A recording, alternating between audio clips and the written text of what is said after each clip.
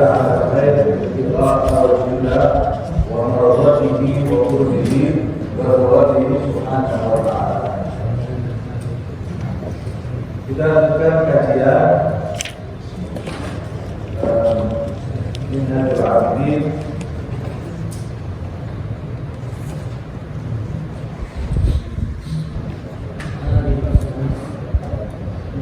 sampai tentang godaan ketiga ya.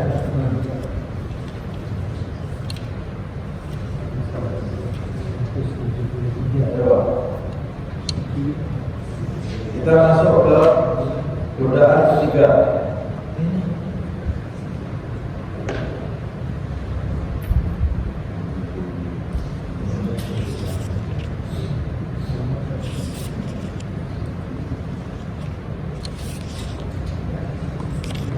Godaan pertama rezeki, godaan kedua keinginan-keinginan yang ada di dalam diri seseorang.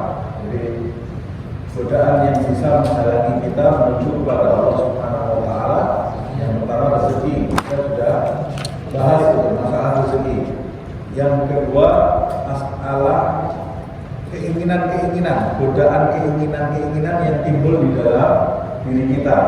Yang ketiga, qala al-mu'allif wa nafa'ana bihi fid dharain, al-'aridu tsalitsu, godaan yang ketiga, al-qada'u wa nurudu anwa'i.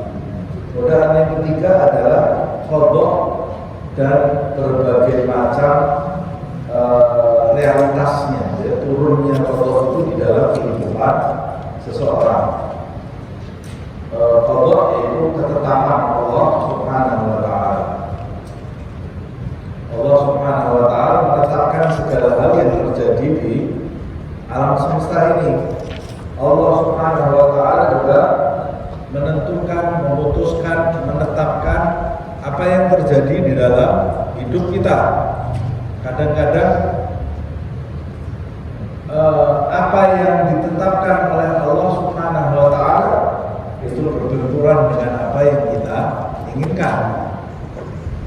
Setiap manusia memiliki keinginan, tapi keinginan yang terjadi hanya keinginan Allah Subhanahu wa Ta'ala. Sebetulnya ini masih ada kaitannya dengan keinginan itu, tapi ini berkaitan dengan ketetapan Allah Subhanahu wa Ta'ala. Ini merupakan rintangan juga, karena apa yang diinginkan Allah Subhanahu wa Ta'ala belum tentu diinginkan oleh makhluknya.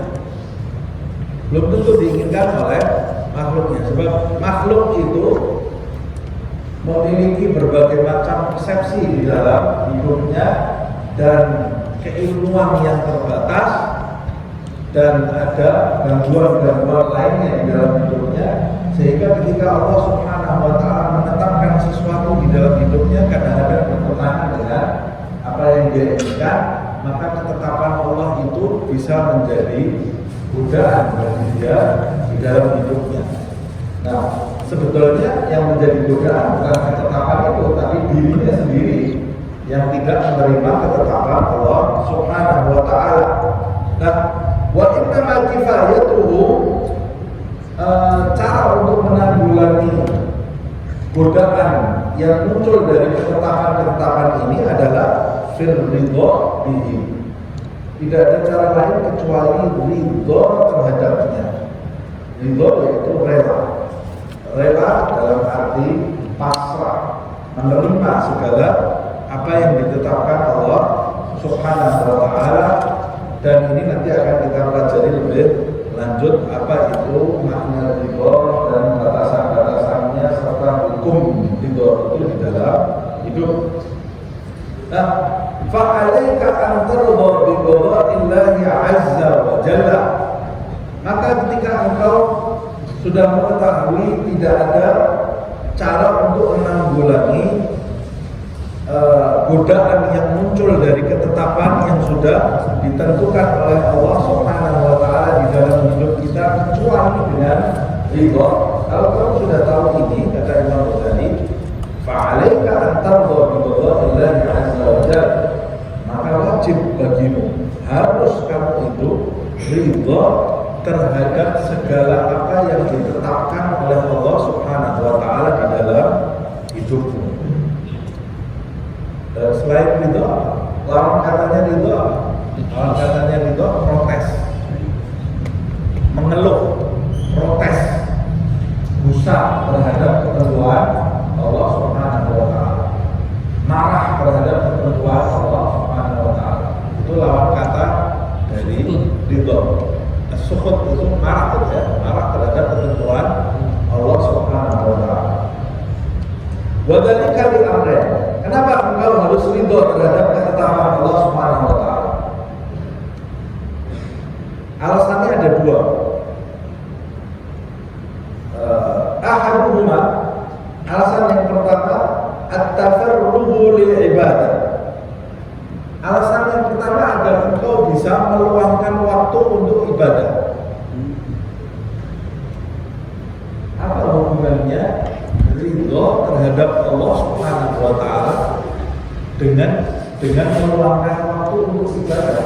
Ya, sebab orang yang tidak ridho terhadap Allah Subhanahu wa taala, hidupnya ini akan penuh dengan kesibukan. Apa kesibukannya? Di annaka idza lam tarda bi qada'illahi 'azza wa jalla takunu mahmuman masyghulal qalbi abadan. Karena engkau, hai makhluk, jika engkau tidak ridho, tidak pasrah, tidak menerima ketetapan Allah Subhanahu wa taala, maka engkau akan selalu dalam keadaan gundah dan hatimu akan selalu dalam kesibukan karena kegundahan tadi. Kamu akan memikirkan hal-hal yang tidak bisa kamu perbuat karena kamu tidak menerima ketentuan Allah Subhanahu wa taala. Ketika hatimu itu dipenuhi dengan kegundahan, dengan kesumpekan karena kamu tidak menerima, tidak pasrah kepada Allah Subhanahu wa taala, maka hatimu akan selalu disibukkan dengan pertanyaan-pertanyaan yang tidak ada faedahnya. Pertanyaan-pertanyaan, keluhan-keluhan, kegusaran dan amarah. Sibuk hatimu dengan hal-hal tersebut, dengan pertanyaan lima kana kada wa lima la yakunu kada. Hatimu akan sibuk dengan kenapa kejadiannya seperti ini, kenapa yang terjadi harus seperti ini, kenapa begini, kenapa begitu. Tidak terima terhadap ketentuan Allah Subhanahu wa taala. Bentuknya bisa bermacam-macam. Ketetapan Allah Subhanahu wa taala terhadap rezeki kita, ketetapan Allah Subhanahu wa taala terhadap kesehatan kita, ketetapan Allah Subhanahu wa taala terhadap jodoh kita, ketetapan Allah Subhanahu wa taala terhadap anak-anak kita, ketetapan Allah Subhanahu wa taala terhadap ilmu kita, ketetapan Allah Subhanahu wa taala terhadap pergaulan kita, ketetapan Allah Subhanahu wa taala terhadap pandangan makhluk kepada kita, semuanya sudah diatur, sudah ditetapkan oleh Allah Subhanahu wa taala. Kalau kita tidak menerima, pasti akan selalu timbul pertanyaan, kenapa seperti ini? Kenapa saya jadi begini? Kenapa saya begini? Nah, ini bukan berarti kemudian kita tidak boleh berusaha, ya. Orang yang pasrah kepada Allah itu orang yang berusaha memperbaiki hidupnya, tapi keputusannya yang terjadi setelah usaha dia itu diterima. Itu namanya orang yang pasrah, atau orang yang menerima ketetapan Allah Subhanahu wa taala. Fa idza ishtaghala al-qalbu bi syai'in min hadhihi al-humum, kalau hatimu sudah disibukkan dengan kegundahan-kegundahan, ketidakterimaan ini, kegundahan-kegundahan ini, kaifa yatafarraghu lil ibadah, bagaimana kamu akan bisa mengosongkan hatimu, meluangkan dirimu untuk ibadah? Orang yang tidak terima terhadap keputusan Allah Subhanahu wa taala atas masalah kesehatannya. Saya sakit, saya padahal sudah olahraga, saya sudah diet, saya sudah minum vitamin, kok saya sakit, akan terus mengusik hatinya sampai akhirnya dia tidak bisa meluangkan waktu untuk ibadah. Begitu juga orang yang tidak terima terhadap rezeki yang diberikan oleh Allah Subhanahu wa taala. Saya sudah berusaha mati-matian, kenapa mendapatnya saya cuma segini saja? Nah, yang dipenuhi dengan kegundahan itu, tidak mungkin dia bisa mengosongkan waktu untuk ibadah dan yang semacam itu. Laisa laka illa qalbun wahid. Kenapa saya tidak bisa ibadah? Sebab kamu itu tidak punya hati kecuali satu. Kalau kamu punya hati dua, tiga, nah kamu bisa luangkan, yang satu buat mikir dunia, yang satu buat mikir anak, yang satu buat mikir Allah Subhanahu wa taala. Tapi kamu hanya punya hati satu. Kalau hati kamu ini cuma satu, berarti hati kamu ini hanya bisa dipenuhi oleh satu tujuan, satu pikiran, satu kesibukan, dan bisa dipenuhi dengan dua atau tiga kesibukan. Laisa laka illa qalbun wahidun. Kamu itu tidak punya hati kecuali satu. Wa qad malaktahu minal humumi wa ma kana wa ma yakun min amri dunya. Kamu cuma punya hati satu, dan hati kamu yang cuma satu itu kamu penuhi dengan kegundahan masalah-masalah dunia. Kenapa begini, kenapa begitu? Bagaimana kamu bisa mikir Allah Subhanahu wa ta'ala? Bagaimana kamu bisa beribadah kepada Allah Subhanahu wa ta'ala? Fa'ayyu mawdi'in yakunu fihi li dzikril ibadah wa fikril akhirah. Di mana tempat mana lagi di dalam hatimu kalau sudah kamu penuhi dengan pikiran-pikiran ini, dengan kegundahan-kegundahan ini, ketidakpasrahan ini, di mana tempat lagi di dalam hatimu yang ada tempat luang untuk mengingat ibadah dan perkara akhirat, dan tempat lagi. Nah, ini menunjukkan bahwa tidak pasrah, tidak menerima terhadap ketentuan Allah itu akan menjadikan kacau hidupmu. Tujuanmu diciptakan itu akan menjadi melenceng, berpaling dari ibadah. Nah, waqad sadaba Syadibun rahimahullahu haitsu qala. Syadib rahimahullah seorang ulama besar, dia mengatakan, dan benar apa yang dia ucapkan, di mana dia itu mengucapkan inna hasbatal umuril madiyati wa tadbiral adiyati qad dhahabat bi barakati sa'atika hadhihi. Sesungguhnya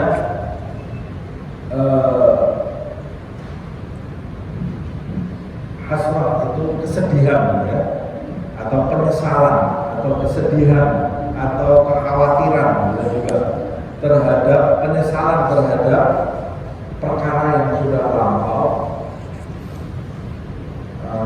Ini bisa berarti juga protes atau tidak terima terhadap perkara yang sudah terjadi, atau khawatir terhadap aturan-aturan Allah yang ada di masa yang akan datang, akan melenyapkan keberkahan waktumu di masa sekarang.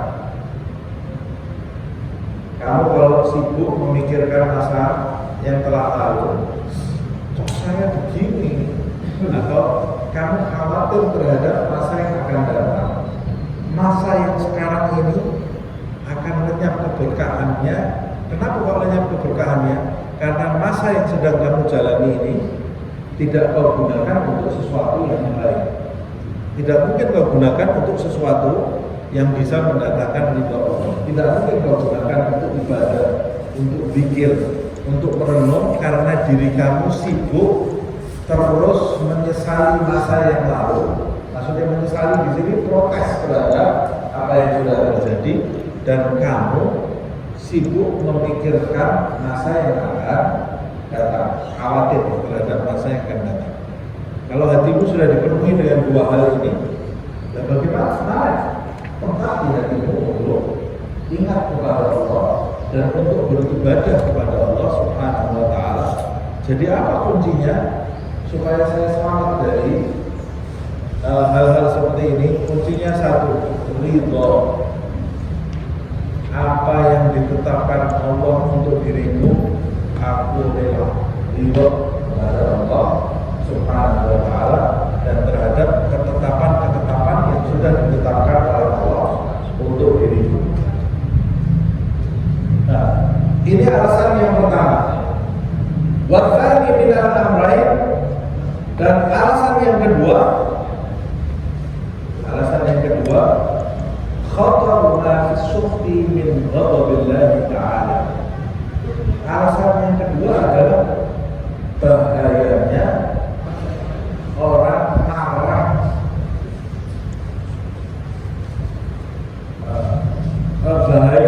bahaya yang terdapat dalam murka dari amarah Allah Subhanahu wa Ta'ala. Orang yang tidak terima terhadap keputusan Allah Subhanahu wa Ta'ala, dia bisa mendapatkan murka Allah Subhanahu wa Ta'ala. Bagaimana orang tidak terima terhadap keputusan Allah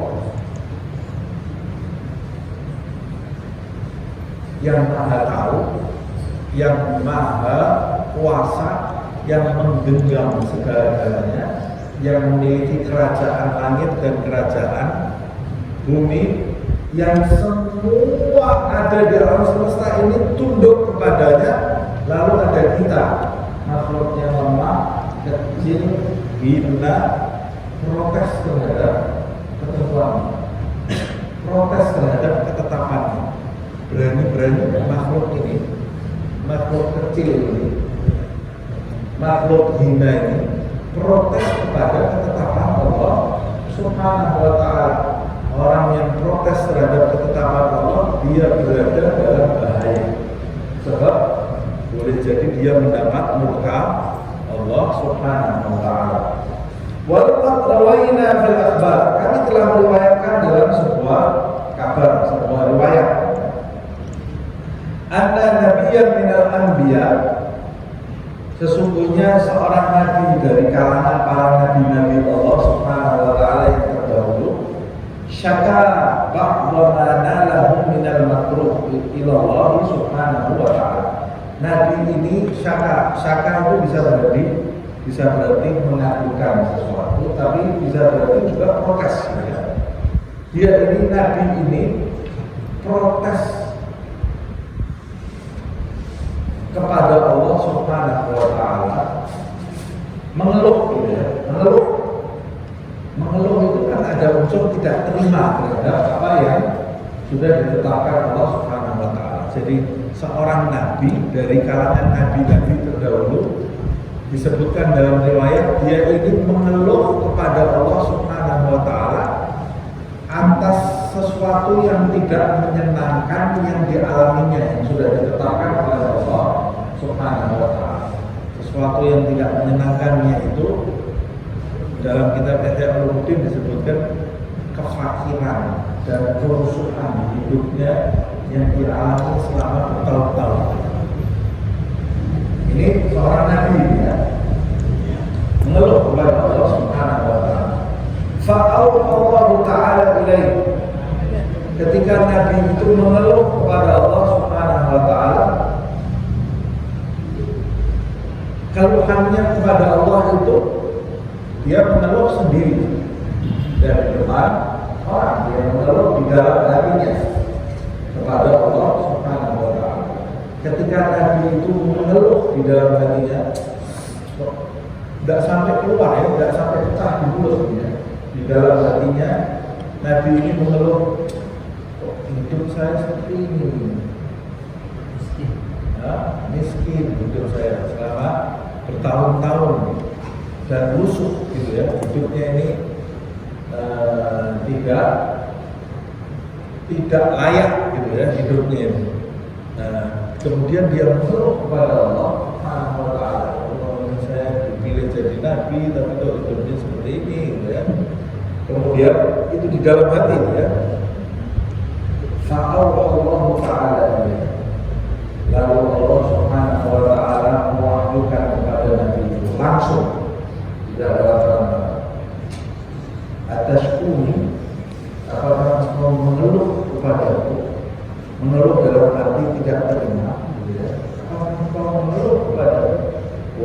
bi ahli dhammin wala syaqwa, padahal aku adalah zat yang tidak pantas dicela dan diprotes, kata Allah Subhanahu wa taala.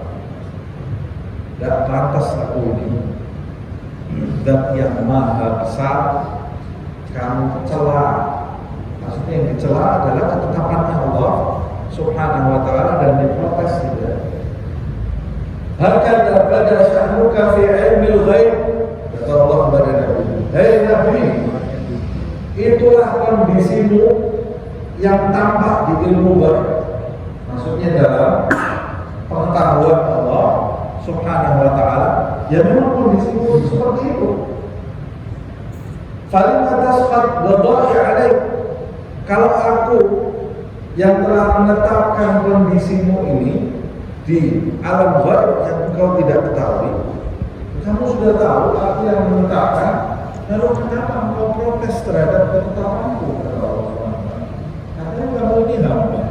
Hamba itu manut, nurut. Yang namanya hamba itu nurut kepada Tuhan. Kalau kamu tahu aku sebagai Tuhanmu, kata Allah Subhanahu wa taala, Tuhan yang memiliki segala-galanya, dan engkau ini menjadi nabi hanya karena aku pilih dan aku menetapkan sesuatu kepadamu, lalu kenapa engkau protes terhadap ketetapanku, kata Allah Subhanahu wa taala? Aturidu an ughayyir dunya li ajlik, apa engkau menginginkan aku ini mengubah aturan dunia karena kamu? Pantas kan? Seorang budak menginginkan tuannya ini merubah aturan semuanya karena budak ini. Nah, pantas lah. Budak itu harus mengikuti tuan. Pantas enggak? Hamba ini memaksa, dalam tanda kutip, Allah tidak bisa dipaksa. Kata Allah, apa maksudmu ini mengeluh ini? Aku suruh nuruti kamu, kata Allah. Suruh merubah aturan dunia ini untuk kamu, diajrik. Kata Allah Subhanahu wa taala. Au ubaddila al-lawhal mahfuz, bisa enggak? Atau menurut kamu aku ini harus mengubah catatan di lauhul mahfuz yang sudah aku tulis sejak zaman azali itu, aku ubah karena kamu yang kecil yang hina ini, kata Allah Subhanahu wa taala. Fa'arda ma turid dunna ma urid, lalu kamu, menurut kamu aku ini harus menetapkan sesuatu menurut apa yang kau inginkan, bukan apa yang ku inginkan. Manusia ini kalau diberi kebebasan ngatur, Allah juga diatur sama manusianya. Semua Allah diatur. Ini yang pas itu mestinya begini. Kenapa kok begini? Yo, kenapa ini jalannya kok macet? Kenapa ini kenapa kok hujan sekarang? Panas minta hujan, hujan minta panas.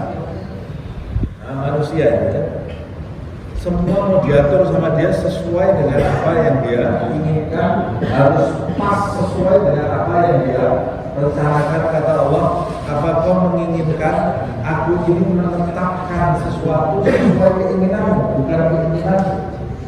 Nah, harusnya kamu ini hamba mengikuti keinginan Allah, bukan Allah mengikuti keinginan kamu. Kalau ada hal-hal di dalam hidupmu yang tidak sesuai dengan apa yang kau inginkan, terima saja. Kamu itu kan hamba, bukan kamu yang ngatur alam semesta ini. Allah yang ngatur alam semesta ini. Kalau kamu protes, apa yang kau inginkan juga tetap tidak kamu dapat, plus kamu harus surga Allah.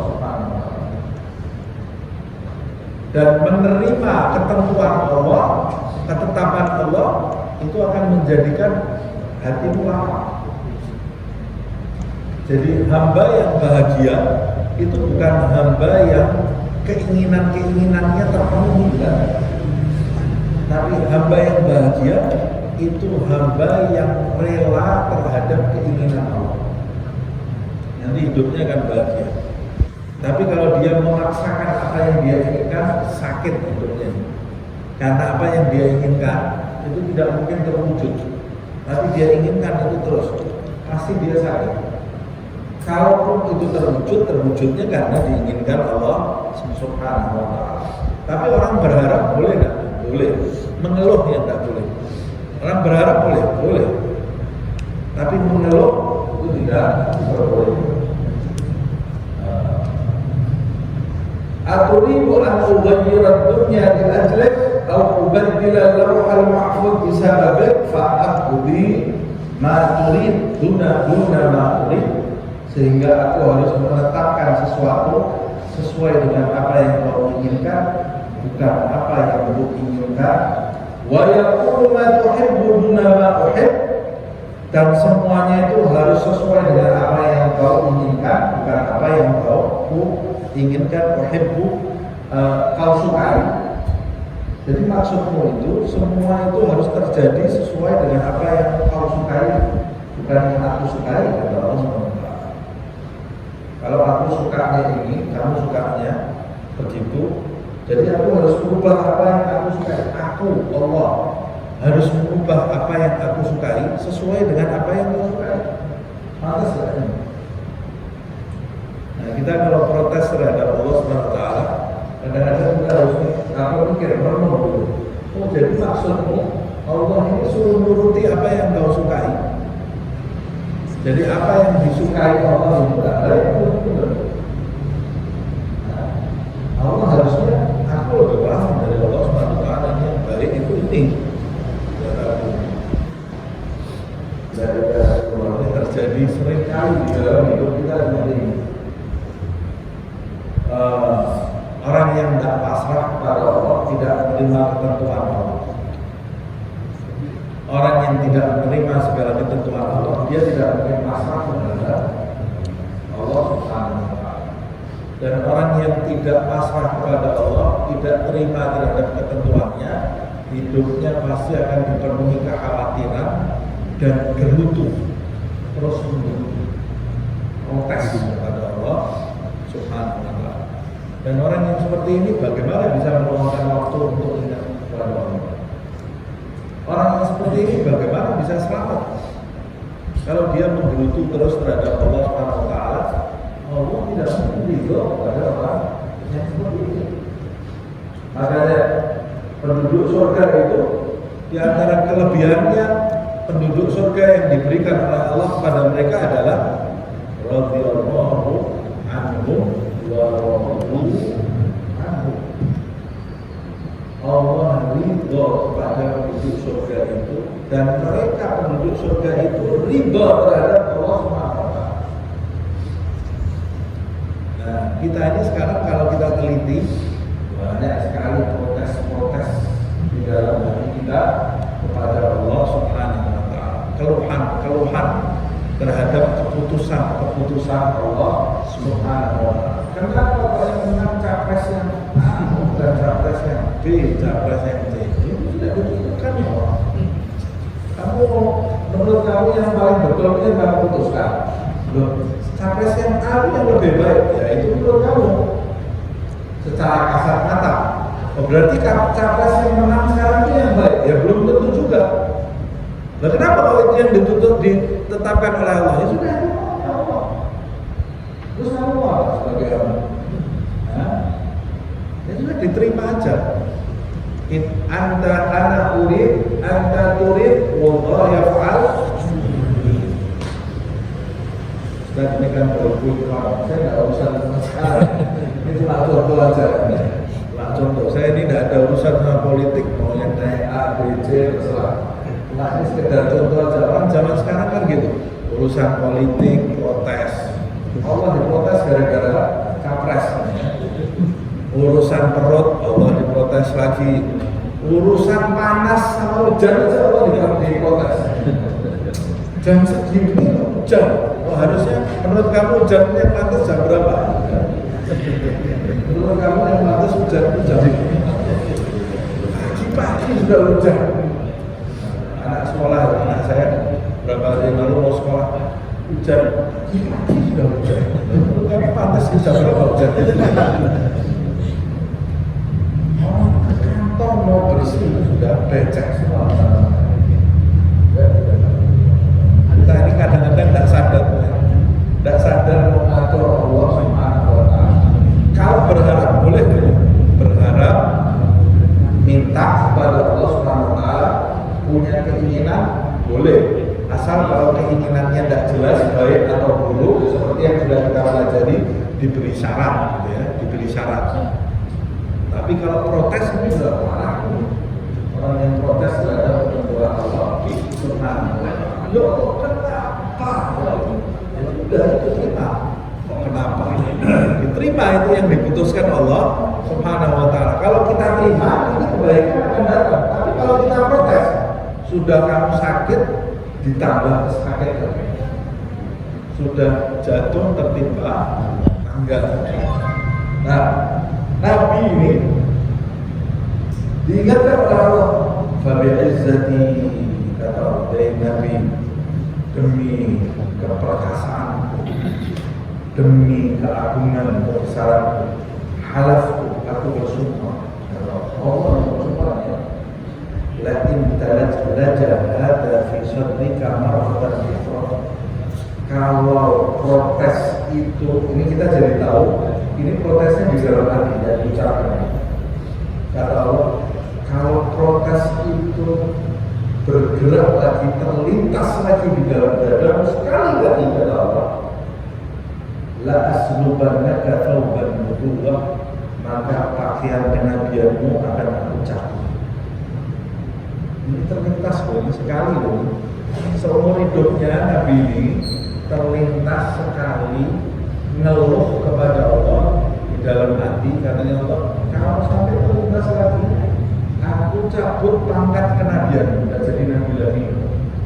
Kemudian wala uridannaka nara wala ubali, dan aku lempar kamu ke neraka dan aku tidak peduli lagi padamu. Alhamdulillah. Berarti orang yang gemar protes itu bahaya sebenarnya. Bahaya sekali. Kata beliau, Al-Imam Al-Ghazali, qultu, aku berkata, falyastami' al-'adilu hadhihi siyasat al-'azimah wal wa'id al-hadir. Hendaklah seseorang itu yang berakal benar-benar mendengarkan siasat yang agung dan ancaman yang mencengangkan. Maksudnya aturan-aturan Allah subhanahu wa ta'ala ma'a anbiya'ihi, terhadap nabi-nabinya, ya, rencana-rencana Allah dan ancamannya terhadap nabi loh ini. Nabi ini di atasnya wali, ya, terhadap nabi-nabinya, wa asfiya'ihi salawatullah alaihim, dan orang-orang pilihannya salawatullah atas mereka. Fa kaifa ma'a ghairihim, lalu bagaimana terhadap selain para nabi? Nabi aja diancam sama Allah, terus para selain para nabi seperti apa? Tumastami, lalu hendaklah kalian mendengarkan dengan seksama ma yaqulu, ucapan Allah di atas, la in talaja hada fi sadrika marratan ukhra. Kalau keluhan itu terlintas lagi, sekali lagi di dalam dadamu, ya, ancamannya Allah ini sekali lagi kamu punya lintasan seperti itu, sekali lagi kamu punya protes seperti itu. Garis bawah ini kata Imam Ghazali kata-kata ini, fahada fi hadithin nafs wa taraddudil qalb, dan itu terjadi karena dia itu protesnya di dalam kata batinnya, cuma lintasan hati tidak diucapkan. Fa kaifa biman yasru wa yastaghith wa yashkur, lalu bagaimana dengan orang yang menjerit, teriak, diprotes kepada Allah subhanahu wa ta'ala dengan menjerit, ya Allah, kenapa seperti ini? Ya Allah, kenapa suamiku mati?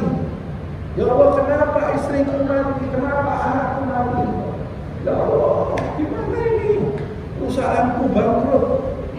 Ya Allah, rumahku terbakar. Teriak-teriak protes kepada Allah subhanahu wa ta'ala. Ini Nabi ini di dalam hati ini, tidak keluar sampai di mulut, sama Allah diancam seperti itu. Bagaimana dengan orang yang protesnya itu dia suarakan dengan keras di hadapan Allah Subhanahu wa ta'ala. Au yunadi bil wail was-surah min rabbihi ala ru'usil malak, atau dia menyeru dengan wail was-surah, dengan suara yang surah itu dengan suara yang lantang, bil wail itu dengan celaka ini. Kenapa kok seperti ini? Gitu ya. Sehingga kata beliau, ala ru'usil malak, di depan banyak orang, wa yattakhidhu lahu a'lanan wa ashaban.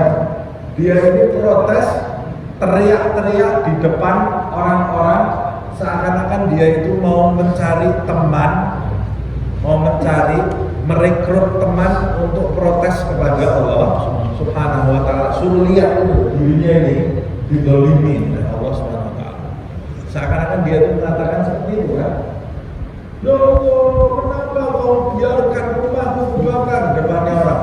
Itu seakan-akan dia ini mau memberitakan kepada orang-orang, cari temannya. Ini Tuhan ini sudah boleh aku tidak terima terhadap ketentuan Allah Subhanahu wa ta'ala. Padahal Nabi ini di dalam termasuk mengeluh kepada Allah di depan khalayak itu nulis status.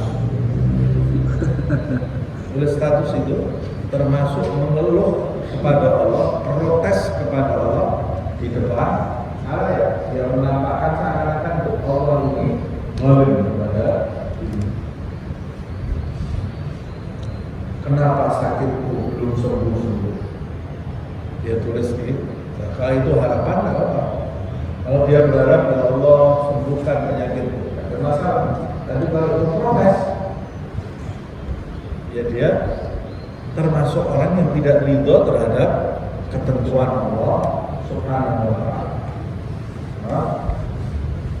Kemudian wahada liman sakhata marrah, dan ini kamu lihat tadi riwayat di atas kata Imam Ghazali, ini teguran Allah terhadap seseorang yang sekali seumur hidupnya itu protes, jengkel sekali seumur hidupnya.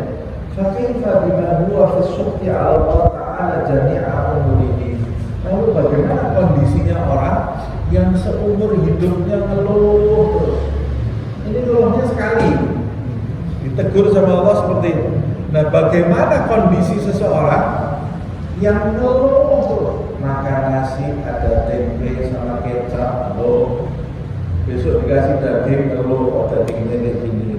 Besoknya lagi pakai ayam, itu ayamnya kecil dan besar. Ini terus ngeluh terus kepada Allah Subhanahu wa ta'ala. Dikasih A ngeluh, dikasih B ngeluh kepada Allah Subhanahu wa ta'ala. Alhamdulillah. Dan bagaimana kondisinya orang yang protes terus kepada Allah Subhanahu wa ta'ala. Wa hadza liman syaka ilaihi, dan ini kalau kita perhatikan teguran Allah kepada orang yang mengeluh kepada Allah. Fakaifa biman syaka ila ghairihi. Lalu bagaimana tegurannya Allah bagi orang yang mengeluh kepada selainnya? Mengeluh kepadanya aja ya campur. Bagaimana mengeluh kepada makhluk? Lebih berat lagi. Saya kok gini-gini terus ya. Mengeluh kepada makhluk. Nah, ini mengeluh kepada Allah saja diancam oleh Allah. Mengeluh kepada makhluk yang tidak bisa berbuat apa-apa. Bahaya ya. Sekali lagi, mengeluh dengan berharap itu beda. Berharap itu memiliki keinginan supaya Allah mendatangkan kebaikan untuk dirinya. Tapi kalau mengeluh itu tidak menerima ketetapan Allah Subhanahu wa ta'ala. Bagaimana kondisinya orang yang mengeluh kepada hamba? Lebih parah lagi. Na'udzubillahi min syururi anfusina wa sayyiati a'malina. Kami berlindung kepada Allah Subhanahu wa ta'ala dari keburukan diri kami dan kesalahan amal perbuatan kami. Wa nas'aluhu an ya'fu 'anna, dan kami memohon kepada Allah Subhanahu wa ta'ala agar memaafkan kami. Wa yaghfir lana su'a adabina, dan mengampuni kami kami atas adab kami yang dulu di hadapan Allah Subhanahu wa ta'ala, wa yuslihana bi husni nadharihi, dan agar Allah memperbaiki kondisi kami dengan pandangannya yang baik. Innahu arhamur rahimin, sesungguhnya Allah Subhanahu wa ta'ala zat yang maha penyayang di antara para penyayang. Yang paling penyayang, maha penyayang adalah Allah Subhanahu wa ta'ala. Fa'injilah, kalau ada pertanyaan dari Imam Ghazali, apa makna ridho? Apa maknanya ridho terhadap ketetapan Allah? Wa hakikatu dzalika, dan apa hakikatnya ridho? Wa hukmuhu, dan apa hukumnya ridho? Kalau ada pertanyaan seperti itu, fa'lam, ketahuilah jawabannya pertemuan yang akan nanti akan kita lanjutkan di pertemuan yang akan datang mengenai makna, hakikat, dan hukum ridho terhadap ketetapan Allah Subhanahu wa ta'ala.